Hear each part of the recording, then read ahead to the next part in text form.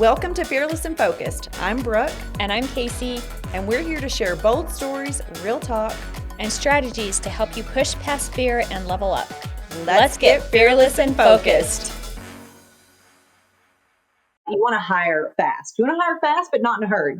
Okay. So there's a difference in the two. You want to hire smart.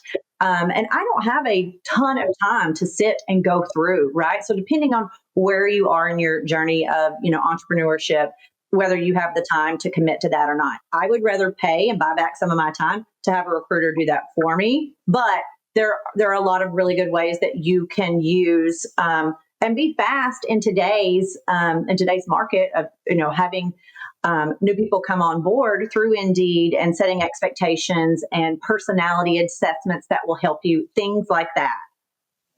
Yeah, absolutely. And let's kind of talk about like the difference between hiring fast and hiring in a hurry, because they aren't the same thing. So hiring fast means that you've already defined out what success looks like for that role. So when you have the right person that shows up, you're ready to act. So it's like a huge difference between, just putting a bunch of people in front of you. But if you don't have that role defined and exactly what you're looking for, it's really going to be hard for them to connect with you and you to connect with them. Right. And you can use those personality assessments. There's several out there. Ideal Traits has one that's going to really help you to. It's like a personality test of like 15 questions, and you can get a lot of good feedback from those type of things that can help you hire, smarter and quicker.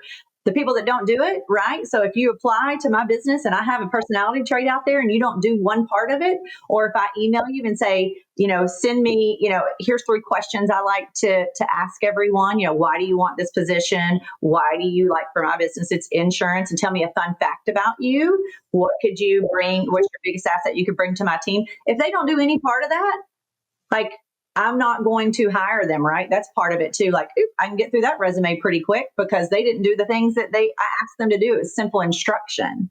And then getting feedback for if they do complete those, well, how well did they complete them? Mm-hmm. You're right. Can they string 2 sentences along, right?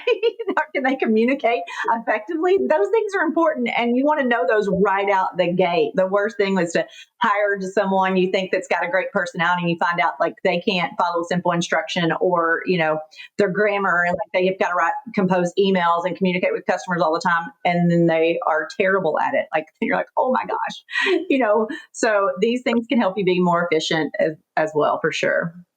Yeah, absolutely. And I think that kind of just starts help. You can start interviewing before the interview even actually happens by, like Brooke was saying, some of these behaviors that you're tracking along the process of what you're asking them to do, how they're responding, if they're responding, is it completed, all of that kind of stuff. So, and then I think a big takeaway too is that don't get stuck in interview paralysis. So you can't lead and grow with empty seats. So the main thing is sometimes you got to hire them quickly, fire them quickly if they don't work, and you've just got to get into that mode of just filling your seats and getting people inside your agency or your business so you can kind of get to know them and see if they're going to be a good fit. Sometimes that's just part of the process and what you have to do.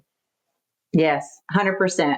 So speaking on like expectations and culture, I think that is big, right? Because you can teach systems, but you can't teach drive. You can't teach positivity. You can't teach integrity.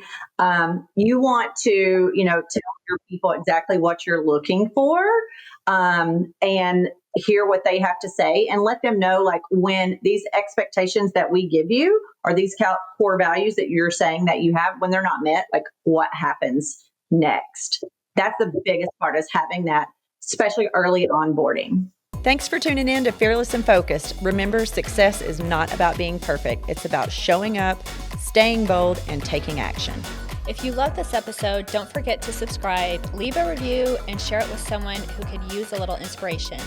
Keep chasing your dreams, staying fearless, and keeping your focus strong.